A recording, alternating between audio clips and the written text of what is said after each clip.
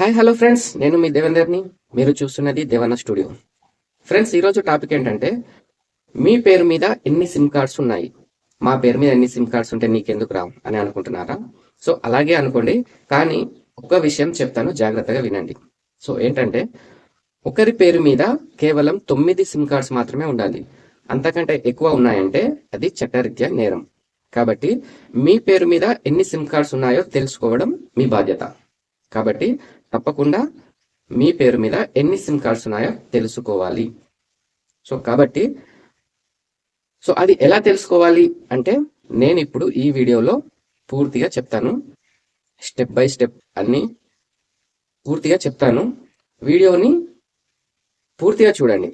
మధ్య మధ్యలో చూసి మళ్ళీ తర్వాత వచ్చి నాకేం అర్థం కాలేదు, ఏం చెప్పినవరా నాయన అంటే నాకు సంబంధం లేదు. కాబట్టి పూర్తిగా చూడండి. అర్థం కాకపోతే మళ్ళీ ఇంకోసారి వీడియోని చూడండి. సింపుల్గా చెప్తాను, మీకు అర్థమయ్యేటట్టు చెప్తాను. కాబట్టి వీడియోని పూర్తిగా చూడండి. మన ఛానల్ని కొత్తగా చూస్తున్న వాళ్ళైతే తప్పకుండా సబ్స్క్రైబ్ చేసుకోండి. అండ్ పాత వాళ్ళైతే తెలుసు కదా, లైక్ చేయడం మర్చిపోవద్దు. సో ఏమాత్రం ఆలస్యం చేయకుండా వీడియోలోకి వెళ్ళిపోదాం.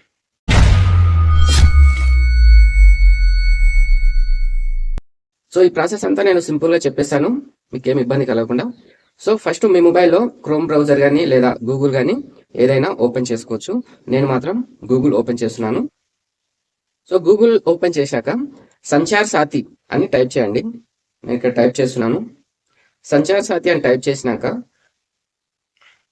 కింద ఇక్కడ ఇది కనిపిస్తుంది కదా, దీనిపైన క్లిక్ చేయండి. చేసిన తర్వాత మనకు ఇంటర్ఫేస్ ఈ విధంగా ఓపెన్ అవుతుంది. సో ఇక్కడ పైకి స్క్రోల్ చేస్తే ఇక్కడ no mobile connections in your name అని కనిపిస్తుంది కదా. సో దానిపైన క్లిక్ చేయండి. క్లిక్ చేసిన తర్వాత మనకు ఈ విధంగా వస్తుంది. ఇక్కడ 10 డిజిట్ మొబైల్ నెంబర్ అడుగుతుంది. సో మీ మొబైల్ నెంబర్, ఇప్పుడు ప్రస్తుతం ఉన్న మొబైల్ నెంబర్ని ఎంటర్ చేయండి.